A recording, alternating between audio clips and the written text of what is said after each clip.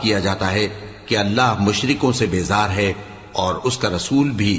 اب اگر تم توبہ کر لو تو تمہارے حق میں بہتر ہے، اور اگر نہ مانو تو جان رکھو کہ تم اللہ کو ہرا نہیں سکو گے۔ اور اے پیغمبر، کافروں کو دکھ دینے والے عذاب کی خبر سنا دو۔ البتہ جن مشرکوں کے ساتھ تم نے عہد کیا ہو اور انہوں نے تمہارا کسی طرح کا قصور نہ کیا ہو اور نہ تمہارے مقابلے میں کسی کی مدد کی ہو، تو جس مدت تک ان کے ساتھ عہد کیا ہو اسے پورا کرو، کہ اللہ پرہیزگاروں کو دوست رکھتا ہے۔ پس جب عزت کے مہینے گزر جائیں تو مشرکوں کو جہاں پاؤ قتل کر دو، اور ان کو پکڑ لو اور گھیر لو، اور ہر گھات کی جگہ ان کی طاق میں بیٹھے رہو۔